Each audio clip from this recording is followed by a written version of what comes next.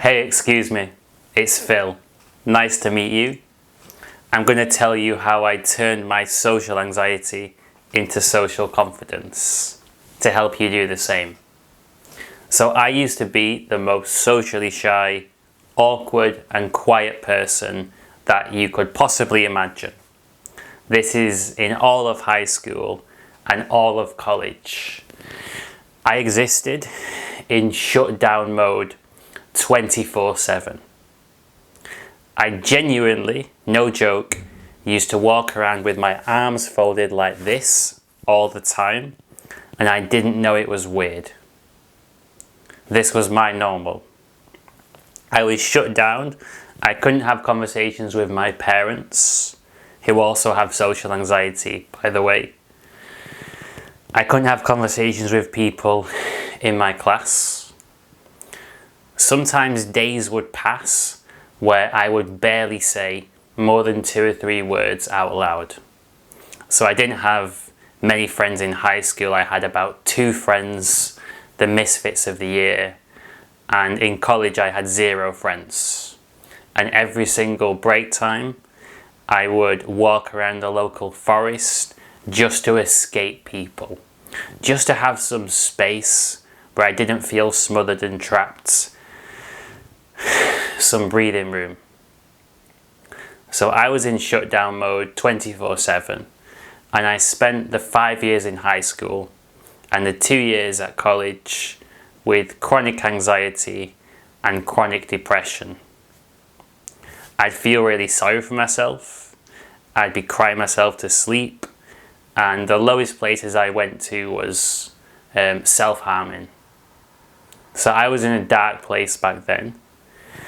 Completely isolated, completely closed off, no confidence, no social skills, didn't understand people, and I thought there was something wrong with me. I must have a condition, this surely isn't normal.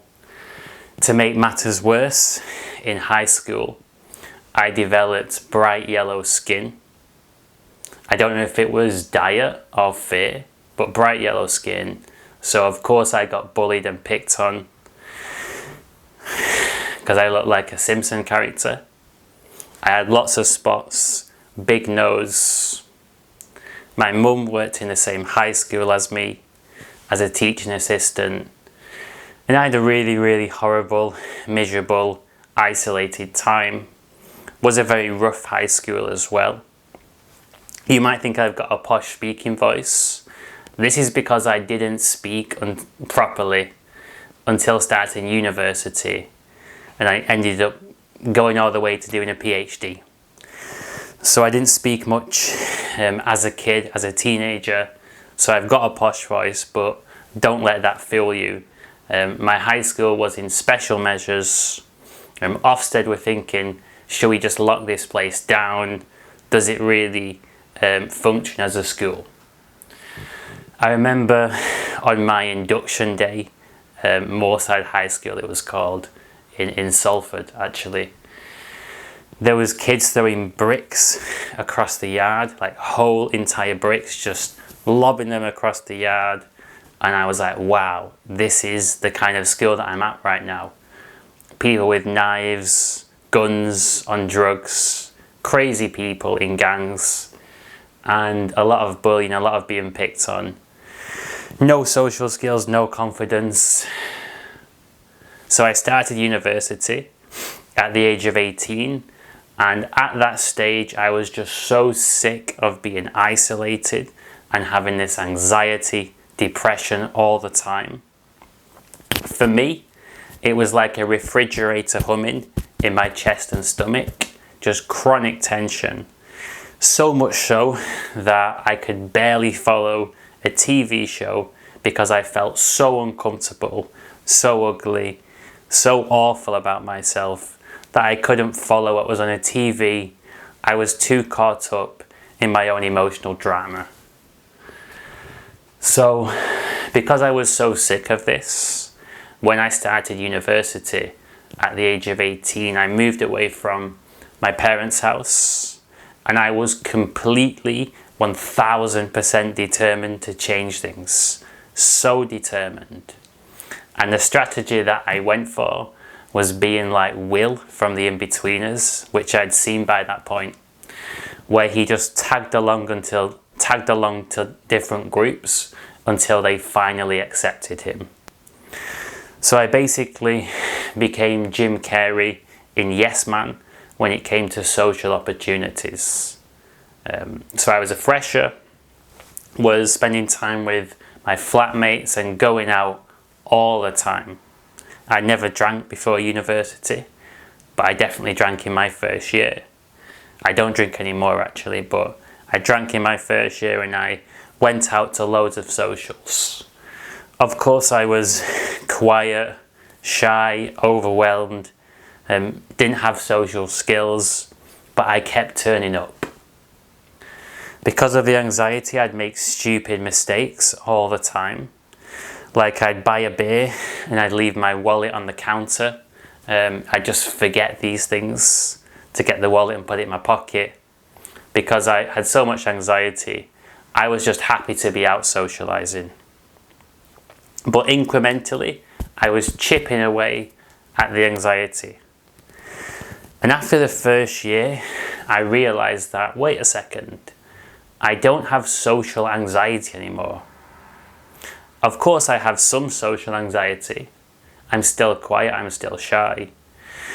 But it wasn't crippling, and I'd gone from someone that was extreme, complete recluse with no friends, to somebody that was on the quiet side and on the shy side in 1 year. That's a major transformation. And people that would meet me from that point onwards wouldn't realise how much more confident I was at that point versus my past. So I carried on going for the next 3 or 4 years, making more progress. I was super interested in personal development, reading books, watching videos, getting inspired, taking action. And I was making progress by myself, lone wolf, bit by bit. And I hit some breaking points, some points where, due to various rejections, struggling to get a girlfriend and all these things, I realised that I still had several mountains to climb despite having come so far. Despite making so much progress, I had such a long way to go, and I decided to reach out and get mentorship, to pay for a coach in London to help me get more confident, work on my people skills, truly smash the social anxiety out of the park once and for all. And this was getting towards COVID times. I reached out to a guy in London called Jonathan, used to be called Johnny Barber. And I told him that I was determined to get more confident. I wanted to work on my social skills, overcome the anxiety. And I did 2 years of paid mentorship every single week. Put my whole life savings into being mentored because I was getting results. What really helped me was focusing on being more honest with everybody in my life. My parents, my family, work colleagues, boss, friends, new people I was meeting. I fought really, really, really hard to let my guard down and to be more honest. This changed my life for sure. Made a massive difference, bigger than anything else that I tried in self-help. I also faced my fears socially, went to lots of socials and pushed my comfort zone massively. I started to do public speaking and improv comedy.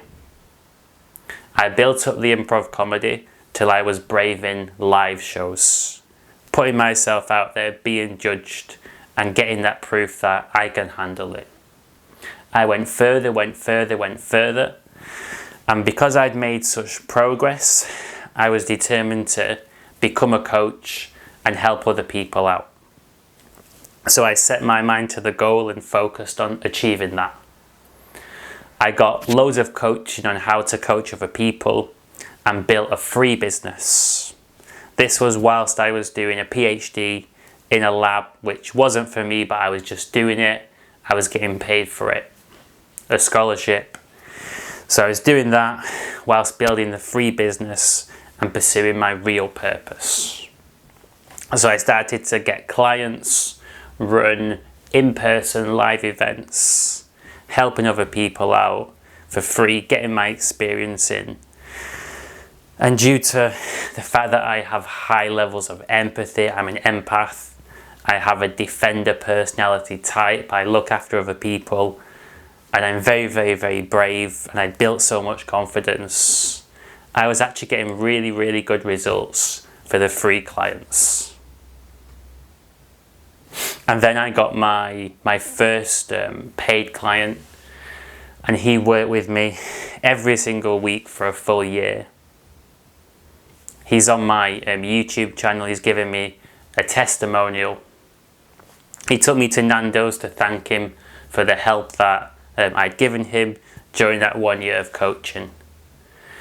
And of course I took on a number of other paid clients during that year. And since I started, I've ran 27 live in-person events in Manchester and Birmingham. And I've helped out countless people.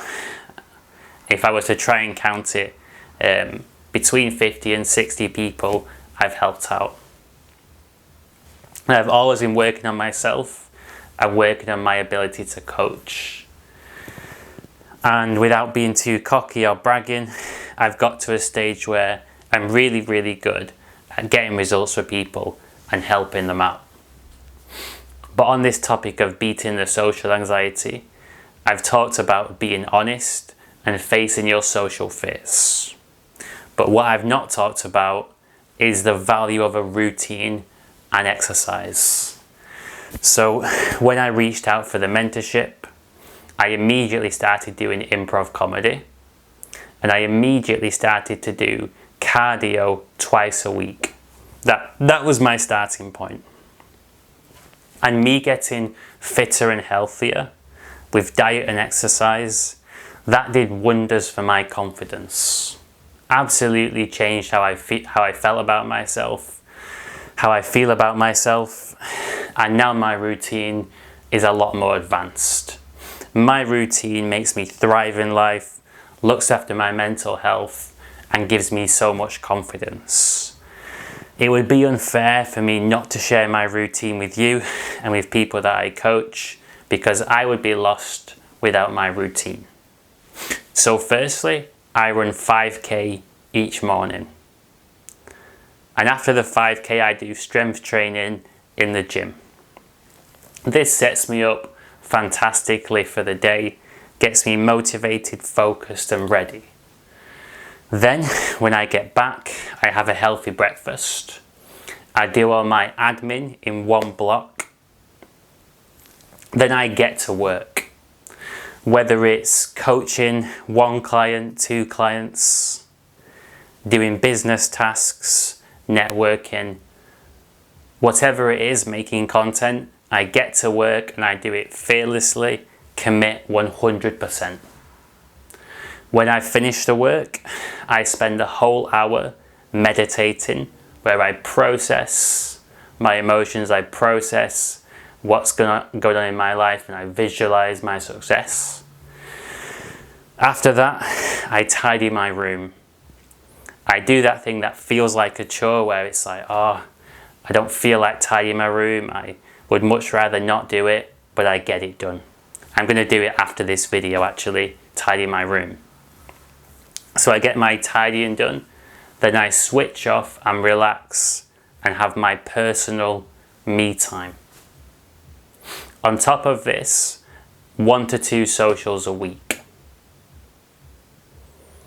This is mandatory, and if you get this routine right, with exercise in the morning, your job, your work, meditate, tidy, 1 to 2 socials a week. If you stick to this for 3 months, the levels of confidence that are going to come from you so much greater. You'll feel like a changed person. If you keep this up for 2 years, 100% it'll change your entire life. But keeping it up for 2 years is not easy. The lone wolf approach is hard. I tried it. I tried it from the ages of 18 to 24, 25. I made progress, absolutely, but nothing like at the same rate as when you're having support and somebody else help you out, keep you on the right path. This is where coaching comes in, accountability, getting you to do a routine like this and incrementally push your comfort zone as you're getting more confident. Having someone there to listen to you and support you when you're talking through your emotions and getting them off your chest. Processing what you need to process. Because I'm such an open guy and I've been through so many challenges, me sharing the challenges that I've been through gives other people the permission to open up. The 2 guys that I coached yesterday, they both opened up to me about things that they'd never told to another human in their whole life.